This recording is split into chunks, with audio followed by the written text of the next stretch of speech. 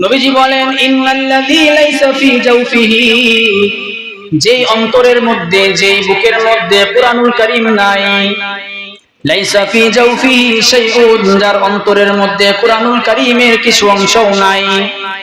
যে মানুষের অন্তরের মধ্যে কুরআনুল কারীমের কিছু অংশ নাই, তার উদাহরণ দিচ্ছেন নবীজি তার উদাহরণ দিচ্ছেন কাল বাইতুল খরিব।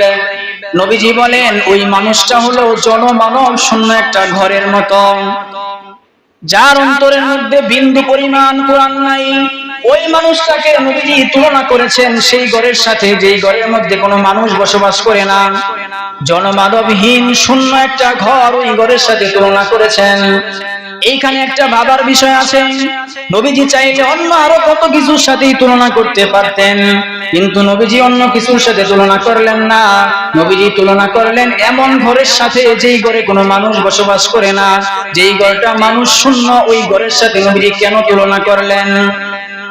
কেন নবীজি ওই ঘরের সাথে তুলনা করেছেন?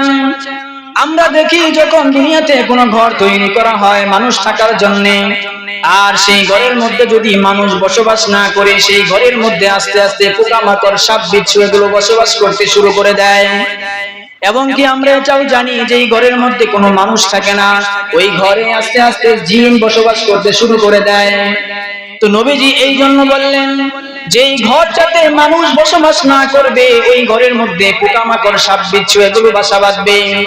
ঠিক এরকম ভাবে যেই মানুষটার অন্তরে কুরআনুল কারীমের কোনো অংশ না থাকবে, যেই মানুষের অন্তরে কুরআনুল কারীমের বিন্দু পরিমাণ কোনো অংশ না থাকে, ওই মানুষের অন্তরের মধ্যে শয়তান বসবাস করতে থাকে।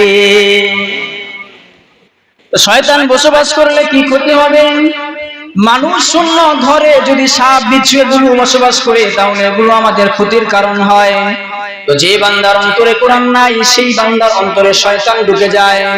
শয়তান ওই বান্দাকে পরিচালনা করে, ওই বান্দা তখন রবের দ্বারা পরিচালিত হয় না, ওই বান্দা তখন শয়তানের দ্বারা পরিচালিত হয়। শয়তান তাকে গুনাহের দিকে নিয়ে যায়, শয়তান তাকে দিয়া গীবত করায়, শয়তান তাকে দিয়া মানুষের সমালোচনা করায়, শয়তান তাকে দিয়া জিনাহের মতো গুনাহ করায়, শয়তান তাকে দিয়া বিভিন্ন ধরনের অন্যায় কথা বলায়, মিথ্যা কথা বলায়।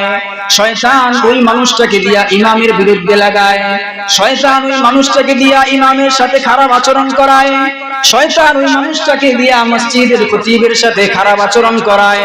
এটা ওই ব্যক্তির দোষ না, ওই ব্যক্তির দোষ না, এটা হচ্ছে ওই ব্যক্তির অন্তরে কোরআন না থাকার কারণে শয়তান তার অন্তরের মধ্যে জায়গা করে নিয়েছে। এই জন্য অন্তরে যদি আমাদের কোরআন না থাকে, শয়তান আমাদেরকে পরিচালনা করবে। এই জন্য শয়তান যেন আমাদেরকে পরিচালনা না করতে পারে, সবার অন্তরে কোরআন থাকার দরকার আছে না নাই? সবাই আওয়াজ করে বলেন, অন্তরে কোরআন থাকার দরকার আছে না নাই? সবার অন্তরে কোরআন থাকা দরকার। যদি আপনার অন্তরে কোরআন থাকে, তাহলে শয়তান আপনার অন্তরে বাসা বাঁধতে পারবে না।